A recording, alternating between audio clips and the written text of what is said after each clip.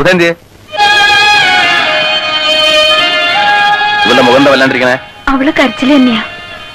കുടുംബത്ത് കലഹം ഉണ്ടാക്കിയിട്ട് ഇത് കല്യാണം നടത്തണ്ടെന്നാ പറയണേ. ഒറ്റ വീക്കാൻ വെക്കും. കുടുംബത്തെ കാര്യമൊന്നും നീ നോക്കണ്ട. നീ നിന്റെ കുടുംബം ഉണ്ടാവുമ്പോ നോക്കിയാ മതി. വല്യേട്ടനെ എല്ലാരും ഒറ്റപ്പെടുത്തും. വല്യേട്ടനെ എല്ലാവർക്കും ഒറ്റപ്പെടുത്താം. പക്ഷെ വല്യേട്ടൻ ഒറ്റപ്പെടാൻ വയ്യല്ലോ. അതല്ലേ വല്യേട്ടന്റെ കുറുക്ക്. എല്ലാം ഉണ്ട്. പക്ഷെ 50 പവനില്ല. എന്ന് വെച്ച് കല്യാണം നടക്കാണ്ടിരിക്കാൻ പോണില്ല. നിനക്ക് അത്യാവശ്യമുള്ള പൊന്നുണ്ട്. ബാക്കി പൊന്നിന്റെ സമാധാനം ഏട്ടൻ ചെയ്തു. എന്താ പോരെ?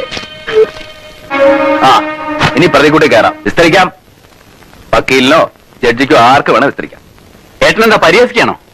ഞങ്ങളോട് ആലോചിക്കാതെ ഏട്ടൻ ചെയ്യണമെന്നും ചെയ്യല്ല. ഞാൻ എന്ത് ചെയ്തു? എല്ലാവരോടും ആലോചിച്ച് തന്നെ അവളുടെ കല്യാണം തീരുമാനിച്ചത്. ഒടുവിൽ നീ എന്ത് ചെയ്തു? എന്നെ വഞ്ചിച്ചു. ഇനിയും ഞാൻ ചെയ്യണോ നിന്നോട് ആലോചിക്കണോ? ഞാൻ പറയാം. എല്ലാവർക്കും ഭാഗം പിരിയണമെന്നുണ്ട്. അത് നടത്തി കൊടുക്കണം. ഇനി ആധാരം ബാധ്യതപ്പെടുത്തിയിട്ടുണ്ടെങ്കിൽ അത് നീ ഏൽക്കുകയും വേണം. അമ്മ എന്ത് പറഞ്ഞു? ആകം നടക്കട്ടെ.